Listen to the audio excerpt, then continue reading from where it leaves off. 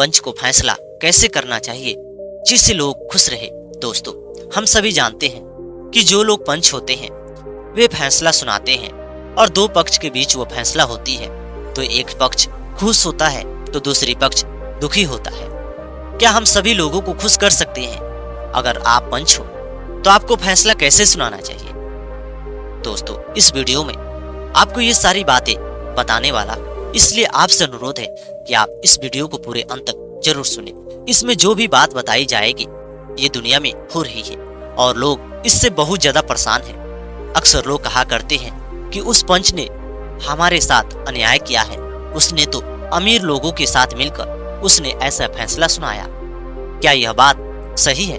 अगर सही है तो पंच ऐसा क्यों करता है? आइए इसे एक कहानी के माध्यम से विस्तार से समझते हैं। दोस्तों, ये कहानी एक काल्पनिक है, लेकिन आपको थोड़ा सा भी नहीं लगेगा कि ये कहानी एक काल्पनिक हो सकती है। इसलिए आपसे अनुरोध है कि आप हमारे चैनल पे नए हो तो चैनल को सब्सक्राइब करना और ये वीडियो अगर आप लोगों को अच्छी लगती है तो दूसरे दोस्तों में भी शेयर करना, क्योंकि इस वीडियो को और इस बात को पूरे लोगों को भी जरूरत है। दोस्तों, बहुत समय पहले की बात है। किसी गांव में एक अमीर सेठ रहा करता था। वे अमीर सेठ अपने जीवन में बहुत ज्यादा काफी खुश था। वे 5 भाई थे और पांचों अमीर सेठ थे। उनके जीवन में जो सबसे बड़ा भाई था, जिसका बेटा बहुत ज्यादा बिगड़ा था, वे किसी भी स्त्री को कुछ कह देता और गांव के लोग उसे कुछ कहने से बहुत ज्यादा डरते, क्योंकि उस समय के लोग उसी सेठ के यहाँ काम करते थे। अगर वह सेठ के खिलाफ कुछ कह देते तो पांचों भाई उसे काम नहीं देते। सबसे बड़ी मजबूरी काम का था, पेट भरना था, इसलिए लोग उससे परेशान हो चुके थे। एक दिन एक गरीब परिवार की लड़की, जिसके पिता सेठ के खेतों में काम कर रहे थे और वे अपने पिता को भोजन खिलाने के लिए वे खेतों की तरफ बढ़ रही थी और भोजन लेकर जा रहे थे। इतने में बिगड़ा सेठ का बिगड़ा बेटा उसी रास्ते से गुजर रहा था और वे जैसे उस स्त्री को देखता है, उस लड़की को देखते ही उसने कहा कि आप हमारे साइकिल पर बैठ जाइए, क्योंकि उस समय साइकिल ही चलता था। वह कहने लगे कि नहीं, मैं पैदल चली जाऊंगी। वह कहने लगा कि मैं तुम्हारे पिता के पास छोड़ दूंगा, मैं भी वहीं पे जा रहा हूँ। वह छोटी सी बच्ची, अभी उसका उम्र लगभग 15 से 16 वर्षों का हो रहा था। उस समय ज्यादा उसे दिन दुनिया के बारे में पता नहीं थी और वे साइकिल पर बैठ गई और वे बेचारा सेठ का बेटा, जो बहुत ज्यादा बिगड़ा था, उसे एक झाड़ी के रास्ते में लेकर चला गया। जो लड़की कहने लगी कि ये कौन से रास्ते पे लेकर आए हो, इस रास्ते से थोड़ी जाया जाता है। उसने कहा कि मुझे पता है, और उसने भोजन उसे उठाकर फेंक दिया और उसके साथ बदतमीजी की, उसके कपड़े फाड़ दिए और वे बेचारी रोती हुई बिलखती हुई गांव की तरफ भाग गई। जब वह घर गई तो माँ ने जैसे उसका रंग रूप देखा, वे बहुत ज्यादा रोने लगी और चिल्लाने लगी, लेकिन इज्जत प्रतिष्ठा की बचाव के कारण उसने ये बात पूरे गांव में नहीं बताई, क्योंकि अगर वह पूरे गांव में ये बात को बताती तो उसका ही इज्जत खराब हो जाता, बर्बाद हो जाता। इसलिए उसने चुपचाप वो बातों को सहन कर लिया। शाम के समय उस लड़की के पिता ने जैसे मजदूरी करके घर वापस लौटे, तभी उन्होंने देखा कि हमारी बेटी और हमारी पत्नी बहुत ज्यादा नाराज लग रही है और वे मायूस लग रही है। उन्होंने पूछा कि क्या हुआ? तभी वो स्त्री रोने लगी और वे कहने लगे कि सेठ के बेटे ने हमारी बेटी के साथ बदतमीजी की, इसके कपड़े फाड़ दिए, इसके साथ घिनौना हरकत किया। जैसे ये बात उन्होंने सुना, उन्होंने चक्कर काट के एक खाट पे बैठ गए। उन्हें ऐसे लगा कि उन्हें जोड़ों से करंट लगी है। उन्हें झटका लगा और वे बैठ गए। वे सोच भी नहीं सकते कि सेठ का बेटा ऐसा कैसे कर सकता है। लेकिन पत्नी कहने लगी कि आप जाइए, उनसे जाकर न्याय मांगिए, उसके पिता से ये बात कहिए। वो कहने लगा कि पिता से कहने से क्या होगा, हमें गांव में पंचायत लगाना चाहिए। वो कहने लगी कि गांव में ठीक है, पंचायत तो आप लगा सकते हो, लेकिन पंच भी तो उसके साथ ही है, और जो पंच है, जो पंचायत करता है, वे पांचों भाइयों के खिलाफ नहीं हो सकता। और साथ में अगर हम पंचायत कर देते हैं तो हमारा काम धाम भी वे बंद कर देगा, परेशान करेंगे, और हम लोग तो एक सरकारी जमीन पे रहते हैं, वे लोग हमें यहाँ से हटा भी सकते हैं। और दूसरी सबसे बड़ी बात यह है कि हम इस समय अपनी बातों को ज्यादा विस्तार से नहीं कर सकते, नहीं तो हमारी बेटी की शादी में रुकावटें हो जाएगी और शादी करने में दिक्कत होगी, क्योंकि गांव समाज बहुत ज्यादा हमारे ऊपर ताना मारेगा और हंसना शुरू कर देगा और हमारी बेटी को आज से ही नीच नजर से देखना शुरू करेगा। दोस्तों, गांव के डर के मारे उन्होंने अपनी बातों को नहीं कह पाया। उन्होंने बड़े सेठ के पास नहीं, लेकिन उनका एक छोटा भाई था, उसका स्वभाव ठीक था, उसके पास गए और उन्होंने ये बात को कहा। वे बेचारा किसान रोने लगा, जो बहुत ज्यादा गरीब परिवार था, और रोते हुए उसके बारे में पूरी बात बताया। छोटा भाई अपने बड़े भाई के पास गया और कहने लगा कि भाई, तुम्हारा लड़का बहुत ज्यादा बिगड़ चुका है, आप उसकी शादी क्यों नहीं कर देते हो? आज एक मजदूर की बेटी के साथ उसने अच्छा सुलूक नहीं किया, कल के दिन देखना वे हमारे खानदानों के नामों निशानों को मिटा सकता है। जो छोटा भाई था वे अलग किस्म का सेठ था, वे कभी भी लोगों के बारे में बुरा नहीं सोचता। उसने कहा कि अगर ऐसी बात है तो उस सेठ को मेरे साथ आकर बताना चाहिए। तुम्हारे पास चला गया और वे बड़ा सेठ गुस्सा हो गया मजदूर पे। उसके भाई ने कहा कि देखो, गुस्सा होने की कोई बात नहीं है, गुस्सा तो उसे होना चाहिए। वे आपको इज्जत प्रतिष्ठा को ख्याल रखता है, इसलिए आपके बारे में और आपके बेटे के बारे में पूरे गांव समाज के सामने नहीं बताया। नहीं तो अगर पूरे गांव समाज के सामने ये बात को बताता तो आगे चल के आपके भी इज्जत प्रतिष्ठा खराब होती। दूसरे दिन जब वो काम पे पहुंचा, उस सेठ ने सीधे मना किया और कहा कि तुम्हें हमारे यहाँ काम करने नहीं आना है। पूरे खेतों में मजदूर देखने लगे कि सेठ ने इसे मना क्यों कर दिया, और वे अपने घर चला गया और जाकर अपनी पत्नी से कहा कि देखो, मैंने उसके भाई से कहा और उसने काम ही मेरा बंद करवा दिया।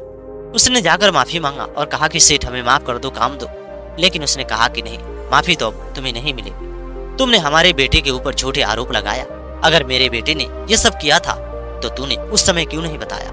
तुमने शाम के समय बताया, और मैं जानता हूँ कि तू इसलिए ये सब कर रहा है क्योंकि तेरा बेटी की शादी हमारे बेटे के साथ हो जाएगा।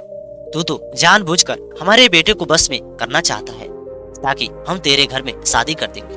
तूने अपना शकल देखा है, उसके ऊपर ही आरोप लगाया, और सेठ ने उसकी इज्जत बर्बाद करने के लिए उसी ने उल्टा उसके ऊपर पंचायत किया और कहा कि हे पंच लोगों, आप ही ये फैसला सुनाओ। ये गरीब बेचारा मजदूर हमारे बेटे के ऊपर लांछन लगा रहा है और कह रहा है कि इसने हमारी बेटी की इज्जत प्रतिष्ठा खराब की है। ये बताओ, हमारे बेटे ने ये सब करतूत किया है तो इसे अपनी बेटी को लेकर हमारे घर पे आना चाहिए। मैं उससे कड़ी से कड़ी सजा देता, लेकिन इसने लेकर नहीं आया और मेरे भाई के पास जाकर इसने ऐसी बातें कहा। मैं समझता हूँ ये मेरे बेटे के साथ ये गलत व्यवहार करना चाहता है, उसे अपनी मुट्ठी में करना चाहता है और उससे अपनी बेटी को शादी रचाना चाहता है, लेकिन मैं ऐसा नहीं करने दूंगा और मैं इसे कड़ी से कड़ी सजा देने के लिए आप लोगों को बैठाया। पंच लोगों ने ये बातों को सुना और जो एक बूढ़े पंच थे वे बहुत अच्छे थे। उन्होंने उस लड़की से पूछा। लड़की भरी सभा में कुछ नहीं बोल रही थी और उसकी माँ भी बहुत ज्यादा शर्म के मारे कांप रही थी। वे सोच रही थी कि मैंने अपने पति से कहां कहा। इतनी सारी भीड़, आज हमारी बेटी को इज्जत प्रतिष्ठा बर्बाद हो रहा है, हमारी बेटी की शादी कौन करेगा? लेकिन वो लड़की से उसने अपनी बात को बताई और वे कहा कि उन्होंने मेरे साथ ऐसा ही किया था। तभी वह जो सेठ का बेटा था बदतमीज, वे वहीं पे खड़ा था। वे कहने लगा कि ये झूठ बोल रही है और वे रोने लगा। ऐसा नाटक किया कि पूरे पंच लोगों को लगा कि इसमें कोई कमी नहीं है, लेकिन उसके बारे में लोग जानते थे कि वह एक बिगड़ा हुआ लड़का था। दूसरी तरफ उसी गांव में एक मुखिया था और सरपंच था। दोनों सेठ के बहुत ज्यादा अपने आदमी थे। वे हमेशा सेठ के पास बैठते थे और उठते थे। उन्होंने उल्टा ही उस मजदूर के ऊपर आरोप लगाया और कहा कि मैं तुझे जूते से मारूंगा अगर दोबारा ये बात तूने कहा तो। तूने अमीर घरों के लड़कों के ऊपर झूठा आरोप लगा रहा है ताकि अमीर घर के लड़के तेरा दामाद बन जाएंगे। अगर दोबारा बोला तो फिर मैं जूते से मारूंगा, ऐसे उसने धमकाया। वहीं पे एक बूढ़े बुजुर्ग जो पंचायत कर रहे थे, उन्होंने कहा कि आप लोग बैठ जाइए, उस लड़की को भी समस्या को समझिए। उन्होंने कहा कि बेटी, क्या तुम्हारे साथ ऐसी हरकत करते समय किसी ने देखा? वह कहने लगी कि नहीं दादाजी, उस समय कोई भी नहीं था।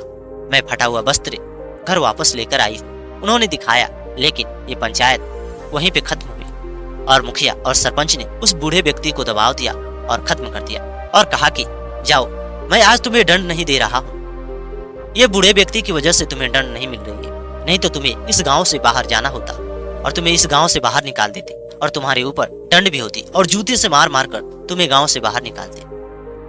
उसके बाद वो परिवार डर गया और वे चुपचाप रात में बैठे हुए थे। उन्हें समझ में नहीं आ रही थी कि उन्हें क्या करना चाहिए और क्या नहीं करना चाहिए। दोस्तों, उस दिन उन्होंने फैसला किया कि इस गांव में रहने से अच्छा है कि मैं इस गांव को छोड़कर दूसरे गांव में चला जाऊं, और उन्होंने अपनी इज्जत को बचाते हुए उस गांव को छोड़कर दूसरे गांव में चले गए, क्योंकि अब उस गांव में उनकी बेटी को लोग नीच नजर से देखते, उन परिवार को लोग नीच नजर से देखते।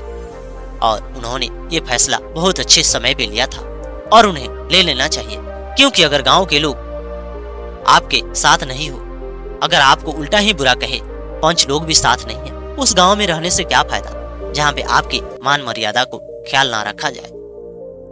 उन्होंने जाकर दूसरे गांव में अपनी मजदूरी की और वे अपना जीवन इसी तरह व्यतीत करने लगे। लेकिन दोस्तों, कहते हैं कि हर शाम के समय एक सवेरा तो जरूर होता है। जैसे रात होती है तो सुबह तो होना जरूरी है, और जैसे सुबह होती है तो रात भी अवश्य आती है। उसी तरह उसका बिगड़ा हुआ बेटा एक दिन एक अमीर घर के लड़की को उसने छेड़ा, और जिसे वो छेड़ा वो मुखिया की बेटी थी। जैसे वह मुखिया की बेटी को छेड़ा, तभी ये बात मुखिया को पता चल गई। और मुखिया उन सेठ से अमीर था, लेकिन उनके साथ वह हमेशा रहा करता था, क्योंकि उन लोगों से उसकी बहुत ज्यादा बनती थी। इसलिए वो सेठ का लड़का जाया करता था, आया करता था। उसी ने उसके साथ कुकर्म किया और कपड़े वगैरह भी फाड़ दी, क्योंकि वह स्त्री उसके साथ कुकर्म करना नहीं चाहती थी। वो रोती हुई बिलखती हुई जैसे घर आई, उसके बाद उसने कहा कि मेरे साथ ऐसा सेठ के बेटे ने किया। तुरंत मुखिया की पत्नी ने अपने पति को बुलाई और मुखिया से कहा। मुखिया बेचारा लाठी डंडे तलवार वगैरह लेते हुए घर से बाहर निकला और कहा कि उस लड़के को काट दूंगा। तभी वह सेठ ने कहा कि क्या हुआ मुखिया जी? उसने कहा कि तुम चुप हो जाओ, तुम्हारा शहजादे कहाँ है? उसने हमारी बेटी के साथ बहुत नाइंसाफी किया। फिर गांव में एक भरी सभा बैठाई गई, मुखिया की बेटी को लाया गया और मुखिया बार बार उन्हें जान मारने को बोल रहा था कि मैं तुम्हें तलवार से गर्दन काट दूंगा। उसके बाद वो बूढ़ी व्यक्ति बैठे और भी फिर से एक सरपंच बैठा। सरपंच को उसने बहुत मोटी रकम दे दिया। जो सेठ था उसने कहा कि यह पंचायत हमारे पक्ष में होना चाहिए। तभी वह सरपंच ने कहा कि देखो, ये लड़की जो भी कह रही है, इसकी बातें तभी मानी जाएगी जब इसके साथ कोई गवाही देने वाला हो। मुखिया दौड़ कर आया और सरपंच को गला दबाया और कहा कि मैं तुझे मार दूंगा अगर तूने ऐसी हरकत की। तभी वह बूढ़ा व्यक्ति जोर से डांटे और कहने लगे कि मुखिया, होश में आओ, ये सही कह रहे हैं। तुम्हारी बेटी के साथ जब गलत हुआ है, गवाही कोई दे सकता है। किसी ने देखा है? कोई नहीं देखा था। बूढ़े व्यक्ति ने सीधे कहा कि ये पंचायत सेठ के हित में जाती है और सेठ का बेटा दोषी नहीं है। जैसे उन्होंने ये बात कहा, मुखिया कहने लगा कि हे बूढ़ा व्यक्ति, तुझे मैं जिंदा नहीं छोड़ूंगा। तुझे पता है ये पहले से ही चरित्रहीन है। ये गांव में इसी तरह अन्य स्त्रियों को छेड़ता है। इसके दंगे बहुत ज्यादा बढ़ चुके हैं। उसके बाद भी तू इसके हित में पंचायत ले रहा है। उसने कहा कि हे मुखिया, मैं क्या करूं, मैं तो मजबूर हूं। तुमने उस गरीब मजदूर के साथ भी तो यही किया। तुम लोगों ने तो उसके हित में भी किसी को गवाही मांग रहे थे, लेकिन गवाही कोई नहीं दे पाया। तो एक गरीब किसान के, एक गरीब परिवार की लड़की के साथ वैसा अन्याय, उसके साथ वैसी पंचायत, तो आपके साथ भी वैसे ही पंचायत होनी चाहिए। पंचायत सबके लिए बराबर होनी चाहिए। पहले से भी तो आप लोग जानते थे और वे लड़की झूठ नहीं बोल रही थी। इसके बारे में अगर कोई देख भी लेता है तो कोई गवाही नहीं दे पाएगा, क्योंकि सेठ उसे बहुत ज्यादा कठिन परिश्रम देता है, उसे मारता है, पीटता है, धमकाता है। इसलिए कोई भी इसके बारे में बोलने से डरता है। लेकिन तुमने तो उसके बारे में यह फैसला सुनाया, इसलिए मैं भी कहता हूँ कि जो फैसला उसके बारे में सुनाया गया था, उसी तरह ये फैसला यहाँ पे भी सुनाई जाए। उसके बाद मुखिया को समझ में आ गया और उसने कहा कि अरे, तो मैं इस सेठ से कुछ पैसे लिया था और पैसे लेकर ही उसके बारे में ऐसा फैसला सुनाया था। लेकिन अभी तो मैं इस सेठ के लड़के को मैं कड़ी से कड़ी सजा दूंगा। उसके बाद उन्होंने कहा कि अगर ये बात सही है तो सेठ को जूते मारो, और सेठ को जूते मारने के बाद पूरे गांव के लोग आप लोगों को जूते मारे, और वो परिवार जो हमारे गांव से जुदा हुआ है उसे लेकर आने का आप लोगों को काम है। और आप लोग जाकर उससे माफी मांगो। ये सुनते ही अब तो वह सरपंच चुपचाप हो गया और मुखिया भी अब घबरा गया। अब वो चुपचाप हो गया। लेकिन फिर गांव समाज के लोगों ने कहा कि मुखिया और सरपंच, इनके अलावा गांव में सारे लोग पंच रहेंगे और ये लोग पंच नहीं रहेंगे। गांव के लोगों ने सेठ को पिटाई किया, सरपंच को पिटाई किया और मुखिया को भी पिटाई किया। उसके बाद कहा कि तुम जैसे बिगड़े हुए लोग इस गांव समाज के लोगों को बर्बाद करने पे लगे पड़े हैं। तुम लोग नाम की पंचायत कर रहे हो, किसी काम के नहीं। तुम लोग अपने ऊपर जब भी कोई आरोप आता है उसे इधर उधर कर देते हो। जब आपके साथ वही होता है तो आप लोग रोने लगते हो और बिलखने लगते हो। और उसके बाद वह पंचायत पूरी तरह से वहां से ध्वस्त हो गई। बूढ़े व्यक्ति उस गांव में गए और उस बेचारे को लाने की कोशिश की। उसने आगे हाथ जोड़ा और कहा कि आप मुझे माफ कर दीजिए, क्योंकि मैं उस गांव में जाने वाला नहीं हूँ। उस गांव में मेरी बेटी का इज्जत प्रतिष्ठा पूरी तरह से खराब हो चुका है और मैं अपने यहाँ बहुत ज्यादा खुश हूँ। उन्होंने कितना भी कोशिश किया और कहा कि देखो ना, मैं इस गांव में आया हूँ, मेरा सब कुछ ठीक ठाक चल रहा है। उसके बाद वो बूढ़े व्यक्ति उस गांव में आ गए और आने के बाद उस गांव में कुछ भी होती, मुखिया और सरपंच और सेठ को कोई नहीं पूछता। अब तो उस बूढ़े व्यक्ति को ऊपर पंचायत छोड़ दिए गए थे और वे बूढ़ा व्यक्ति पंचायत करते। लेकिन वे भी पंचायत करते और वे भी गवाही मांगते, लेकिन जब वो चरित्रहीन के बारे में जानते तो वे एक तरफा फैसला करते। वे ये नहीं देखते कि कौन गरीब है और कौन अमीर है। वे सबके बराबर, सबके साथ अच्छा ही न्याय करते। दोस्तों, मैं आप लोगों से पूछना चाहता हूँ कि जो पंच, जो सरपंच है या मुखिया है या कोई गांव का पंच है, अगर वह फैसला एक तरफा करे, अमीर लोगों के साथ मिलकर वह फैसला सुनाना शुरू कर दे और गरीब लोगों को दबा दे, उसे नीचा दिखाए, उसके ऊपर दंड करे, क्या वह फैसला ठीक है? अगर जो ऐसा फैसला करता है उसे याद रखना चाहिए कि बुढ़ापे में उसे कीड़े पड़ेंगे, उसके पूरे शरीर में कीड़े पड़ जाएंगे। बुढ़ापे में उसे बहुत ज्यादा दुख होगी। उसके जीवन में ऐसी ऐसी घटना घटेगी कि वह कहीं के लायक नहीं रहेगा। क्योंकि एक पंच जो फैसला सुनाता है, खुदा के बाद उसे ही पंच माना जाता है। खुदा के फैसला के बाद उसका ही फैसला होता है। और एक पंच को यह नहीं भूलना चाहिए कि सबसे बड़ा फैसला तो वे खुदा सुनाता है, जो परमात्मा होता है। उसके बाद हमारा ही फैसला दूसरे नंबर पे आता है। एक पंच के फैसला की वजह से एक स्त्री को या एक पुरुष को जीवन दांव पे लग जाता है। लेकिन वही पंच अगर पैसे लेकर एक तरफा फैसला सुना दे तो वो पंच नहीं, उससे बड़ा निकामा और उससे बड़ा नीच इंसान कोई नहीं हो सकता। सबसे बड़ा नीच वही है। लेकिन कुछ ऐसे पंच हैं जो अमीर लोगों के साथ मिलकर फैसला सुनाते हैं और अमीर लोगों में चाहे कितनी भी कमी हो, उनकी कमी को दबा दिया जाता है। उनकी तरफ एक तरफा फैसला होता है और जब गरीब की बारी आती है तो गरीब के लिए कुछ अलग फैसला होता है। लेकिन सारे पंच ऐसे नहीं होते हैं। इस संसार में बहुत सारे अच्छे पंच हैं जो किसी को परवाह नहीं करते, नहीं अपने धन और संपत्ति को परवाह करते, नहीं अपनी दोस्ती और अपनेपन को परवाह करते हैं। वे हमेशा सच्चे और अच्छे फैसला सुनाते हैं। वैसे पंचों को हाथ जोड़कर अनुरोध है कि आप हमेशा ऐसे ही फैसला सुनाते रहिए, क्योंकि आपका फैसला किसी को जिंदगी बर्बाद कर सकता है और आबाद भी कर सकता है। इसलिए आपको जो भी फैसला सुनाना चाहिए, सही फैसला सुनाना चाहिए। लेकिन बात यहाँ पे ये आती है कि आखिर लोग ऐसा क्यों करते हैं, आखिर वो गलत फैसला क्यों सुनाते हैं? तो दोस्तों, सबसे बड़ी कारण ये होती है कि जो पंच होते हैं कुछ पैसे भी ले लेते हैं, और दूसरी बात ये है कि वो फैसला इसलिए गलत सुना देते हैं कि फैसला सुनाने के बाद उन्हें ऐसा लगता है कि अगर मैं अमीर लोगों की एक तरफा फैसला सुनाया तो अगली बार मैं इलेक्शन में खड़ा होऊंगा तो मैं जीत जाऊंगा, और उनके घरों में ज्यादा वोट है तो हमें वोट मिलेगी और मैं जीत जाऊंगा। एक वोट के चलते, एक पद के लिए अगर आप अपनी जमीर बेच रहे हो, आपसे तो अच्छा एक कोठी की वेश्या है, क्योंकि वह अपनी जमीर नहीं बेच रही है, सिर्फ शरीर बेच रही है, और आप तो अपनी जमीर बेच रहे हो। आपसे गिरा हुआ इंसान कोई नहीं हो सकता। आप एक कोठे की वेश्या से भी गिरे हुए इंसान हो। इसलिए आपसे अनुरोध है कि आप ऐसा फैसला मत सुनाइए, नहीं तो कल के दिन आपके ऊपर भी कोई ऐसा जुल्म आएगा कि तुम देखते ही देखते रह जाओगे। दोस्तों, उम्मीद करता हूं कि आप लोगों को ये कहानी और वीडियो बहुत अच्छी लगी होगी और पसंद आई होगी। अगर जो लोग पंच है या सरपंच है या मुखिया है, अगर वह वोट के लिए एक तरफा फैसला सुनाते हैं, उन्हें आप ये वीडियो जरूर शेयर करना। उन्हें समझ में आएगी कि वो उनसे नीचा और उनसे बेकार और उनसे खतरनाक इस दुनिया में कोई भी इंसान नहीं हो सकता है। तो दोस्तों, इस बात को यहीं पे समाप्त करता हूँ। ये बातें इस संसार में लगातार धीरे धीरे बढ़ती जा रही है।